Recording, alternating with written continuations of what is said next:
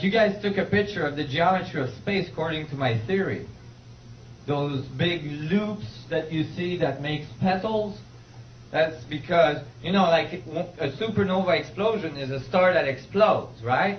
So you don't expect that it's going to organize in a very specific pattern. It's supposed to just go into a chaotic mess, right? But it didn't. This is the first supernova we ever photographed, and it made huge circles intersecting, making a petal structure.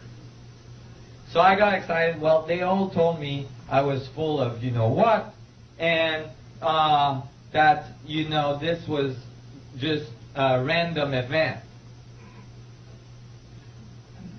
Well, from one random event to the other, they took picture of a next supernova, you know, that exploded and generated exactly the same thing. Intersecting ring, making petal-like structures, just like what I had predicted. And then this one was really sweet because when you look closer in the middle, there was an eye, like the eye of Horus, you know, even with a twinkle in the eye.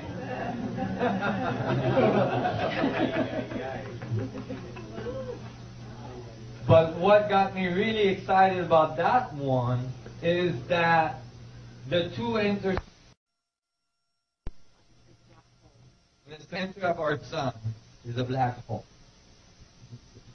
I'll do some of my presentation now, but that's okay. You did really good at moving forward in your conclusions. And that's exactly what I concluded to. And this is one of the reasons I got kicked out of physics conference, is that I didn't just tell them the center of all galaxies were black hole. I told them all suns, including our sun, is a black hole. Including planets. Planets, atoms, everything we look at. The energy level of planets, for instance, all the gaseous planet in our solar system all produce between 70 and 80% more energy than it receives from the sun. There is nothing in current physics that explains why. There's got to be an internal energy producing dynamic that generates that, and I believe that's a black hole. Inside all orbiting bodies, you find the event horizon of a black hole, and depending if you're far enough from that event horizon, then you're far enough from the high gravitational field so that it is like the surface of this planet, a weak gravitation. Do you guys understand?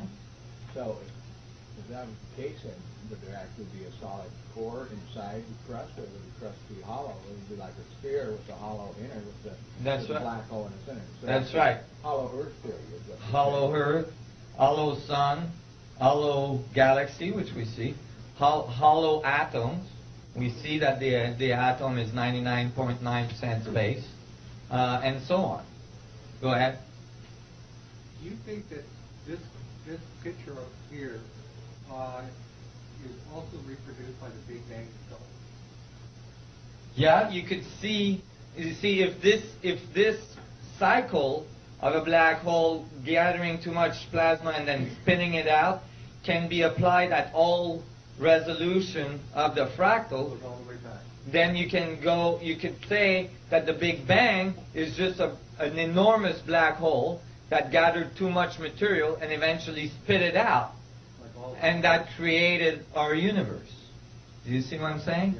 And you can see it at all levels. You can see it in the creation of solar systems.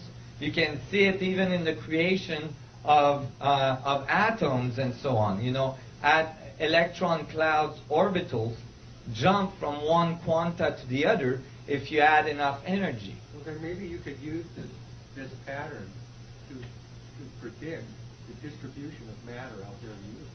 You can, and that's why we wrote the scaling law. That's the start of predicting the patterns of distribution of matter. First of all, you describe its scale. It circles throughout the day. Yes, you should see these circles throughout space, yeah. Is that what you're saying? Yeah. Yeah, we do. I mean, all in this pool. Yeah, you will find, so the universe would have this form. Now this form is not a 2D form. It's actually a 3D double torus. And we're going to see what that looks like in a minute.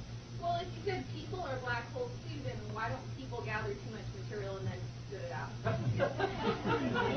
They do. We do. Was that like shedding our skin cells? Yeah, the cell division is occurring at 1 million cells a second, I think.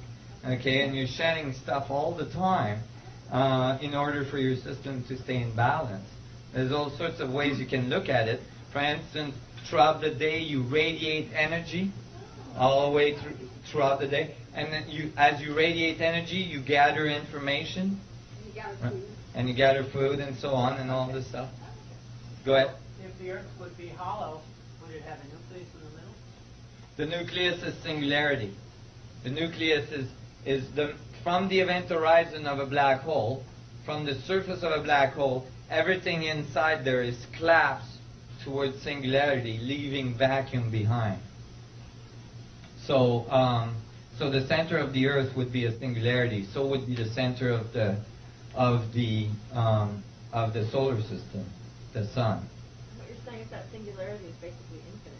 You're Yes. infinitely moving towards a singular point that never really fully... You never reach, because it has infinite potential of division.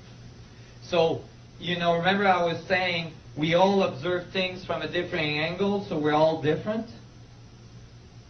But we all agree that this is a pen in general, Depending on what you've taken for breakfast, you might think it's a pink elephant, but that's a whole other story.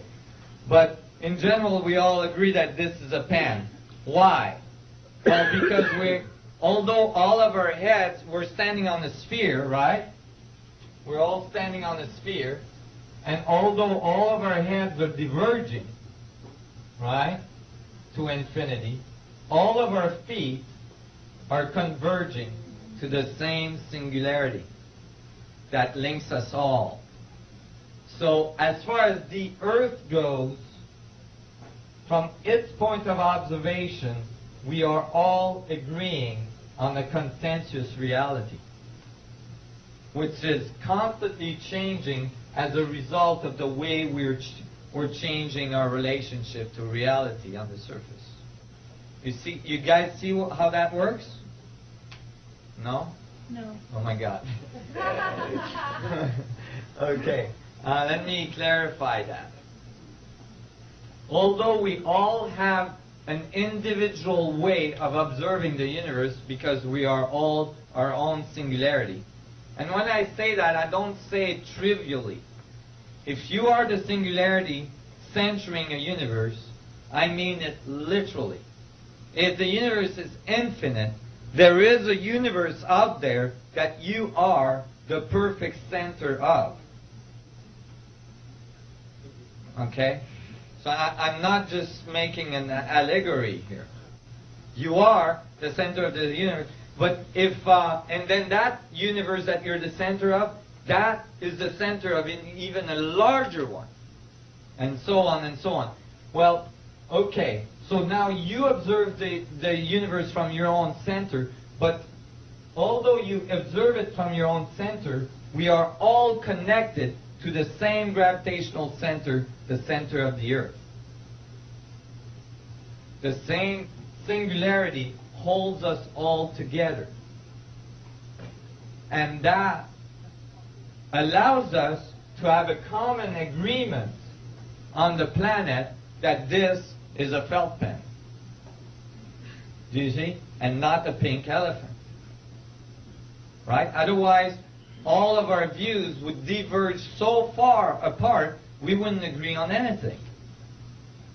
You see? But the system is so that there is always a larger center that generates a consensus of observation between all the independent systems of that organization. For instance, all of your cells agree to be you, right? Because they're all held by a specific singularity gravitational center, which is you, right? And they all collaborate to generate you. Is that clearer now? Mm-hmm. There was a bunch of hands up. Go ahead. Sorry, I just wanted to know that since you said atom is 99.999999 space, yeah. And if you say Earth is it's a black hole like atom, does that mean that Earth can have that much space in it? Well, it does, because Earth is made out of atoms, and all